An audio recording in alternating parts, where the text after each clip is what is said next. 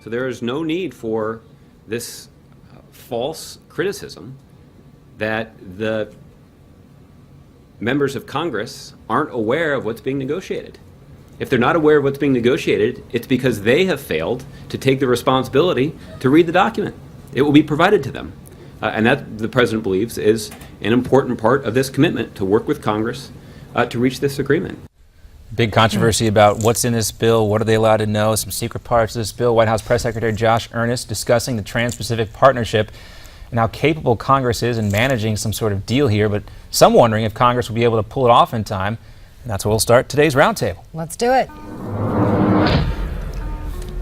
And we want to welcome in David Goodfriend, former Deputy Staff Secretary for President Clinton and President of Goodfriend Government Affairs. Also rejoining us, radio host and columnist for the Washington Times, Tim Constantine. Thank you both for joining us here on Newsmax Now. Good to have you. Thank you. All right, Tim, let's start with you. Senate Majority Leader Mitch McConnell has set a deadline for Democrats and Republicans to agree on this legislation on three key topics: trade, transportation, and national security. Let's start with the trade deal. The Senate is working on this very contentious bill. Mitch McConnell apparently playing hardball, sticking to his guns, trying to approve this fast-track congressional approval for trade agreements internationally. McConnell expects the Senate to finish its work on trade by the end of this week. Those are his words. Tim, do you think they will finish this work? Oh, I think they will. It's one of the great tools leadership from either party uses is, oh, everybody's getting ready to go on vacation, and in a selfish sense, they don't want to hold that up, so let's force them to do it under the gun. They do it every Christmas. Oh, don't pack your bags. Don't plan when you're going. We'll stay here as long as it takes to get this done. Mitch McConnell used those exact words talking about the trade bill. Yeah, and David, we look at this and Tim brings up an excellent point. Every seemingly important bill gets debated up until some sort of holiday. We're managing from crisis to crisis in Congress. But this is a little bit different, this issue here, because it has galvanized the left and right in different ways. Do you think they'll actually get something done in a meaningful way, or will this be a short-term kind of fix? Well, we're talking about the trade bill, trade bill, right? First, right. Yeah, but ironically, we were talking about all of these issues, right? Yeah. Yeah, I was just going to say that the goal was to, in leadership, I believe, was to bundle all of them together so that there was some urgency to getting these votes done. Remember, if the trade vote doesn't happen, it's not as though the government shuts down or life as we know it ends. It just means that the president doesn't get the authority to close that negotiation. On the other hand, the transportation bill, if I can just skip ahead to that. Yeah, we're going to just get ready to talk about that. Yeah, I mean, that is significant. When you think about, we're in construction season right now. We have tens of thousands of roads and bridges that are in substandard condition, ports, rail, you name it.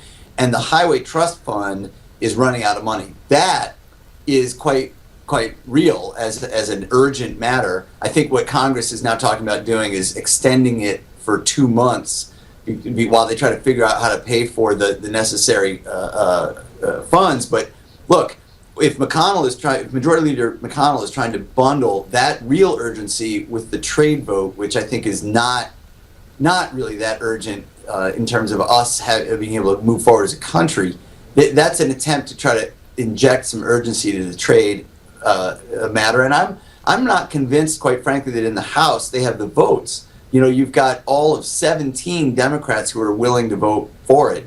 You've got a lot of conservatives who are not willing to vote for it, and getting to 218 could be very tricky for Majority Leader Boehner. I'm going to bring Tim back into this conversation. Do you agree with David? Do you think it will be tricky?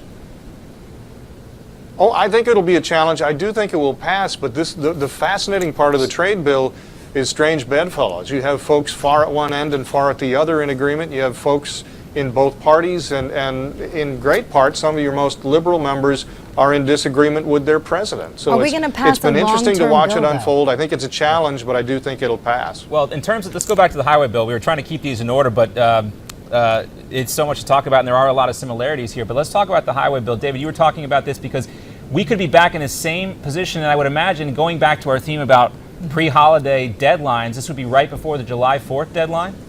Yeah, that's right. And in fact, it's a much more, I think, complicated issue. That is, you have to pay for the additional funds required to build and repair and maintain all the things that we've been talking about here, rail and ports and highways and bridges. How do you pay for it? I mean, there are lots of competing proposals. Do you raise the gasoline tax? Do you raise the And tax? that one on has been repatriated floated by funds? Bob Corker. As well. You have some sort of bipartisan support for raising the gasoline tax, at least from Bob Corker. Tim, with about 30 seconds to go, and we'll have you both back to wrap this up, but do you think that will gain any traction since tax increases are so unpopular with conservatives?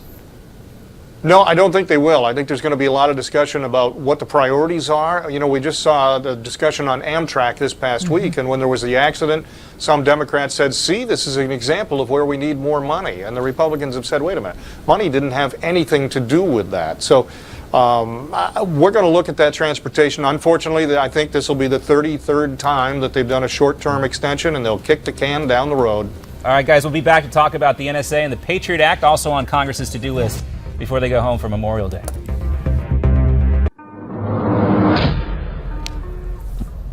And welcome back for part two of our roundtable. Joining us again, David Goodfriend, former Deputy Staff Secretary for President Clinton and President of Goodfriend Government Affairs, also radio host, columnist for the Washington Times, Tim Constantine. Thank you both for sticking around.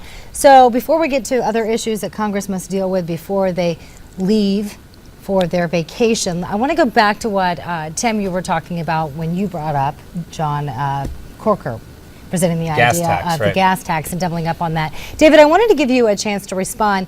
This has been an issue that Congress has been dealing with for a long time. Do you think they're going to get a long-term solution? I mean, is this gas I tax do. thing going to pass? Well, the gas tax, remember, is one of many options. First of all, the Chamber of Commerce, the U.S. Chamber of Commerce, and labor unions, and lots of different stakeholders from across the board all say that our nation's infrastructure is in desperate need of repair. And Right. that's a jobs, that is not just jobs created in doing the work, but in reducing the wait time in traffic, and reducing fuel usage, and reducing all kinds of friction that goes with transporting goods from port to the end point. So that's really important for our economy. There's widespread agreement on that. Right. I The just want to area of add to that. There was disagreement- a 2013 American Society of Civil Engineers did a study, and they actually gave our roads and bridges and everything else a D. So Yeah, clearly that's this exactly right. is going to be an issue. But also, Tim, you brought up Amtrak. Democrats kind of jumped on this, saying, see, this is what's wrong. We need to clearly invest money into that. Yeah, but you're talking about two different things. I think apples and oranges. There's not a lot of people use, except in the Northeast, Right. use the rail every single day to get to work. A lot more of America uses roads and bridges.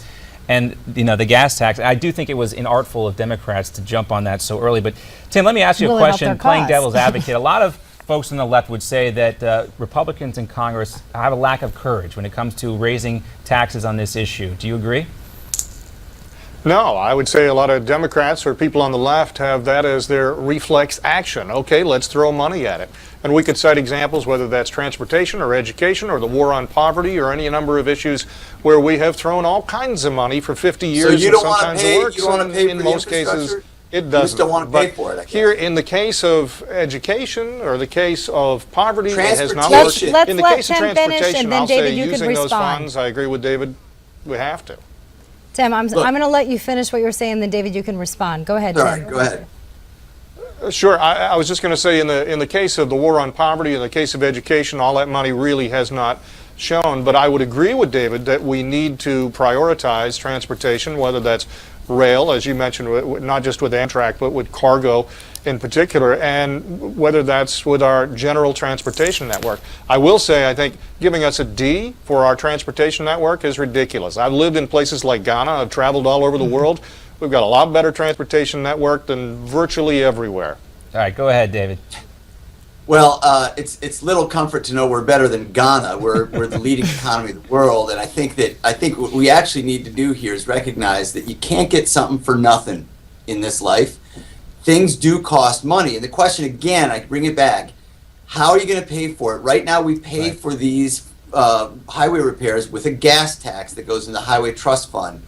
That's going down as cars get more fuel efficient. And hasn't been Right. We raised have to in ask years. ourselves this question: the repatriation of corporate funds held overseas, companies like Apple, Microsoft with $50 billion overseas, a one-time tax holiday on that, what should the tax rate be on that repatriation of funds? That could solve the whole problem right there. If you ask me, that's a great investment in America. That's bringing money home, getting a tax break on it, but having it taxed nonetheless, and having those funds go to pay for infrastructure repairs, it's a home run. Well, maybe I they think should that's just where we ought call to be. maybe they should call it a fee and not a tax, right? Well, I whatever you want call it, college it's kids still at home money. to take a drink every time David says the word tax.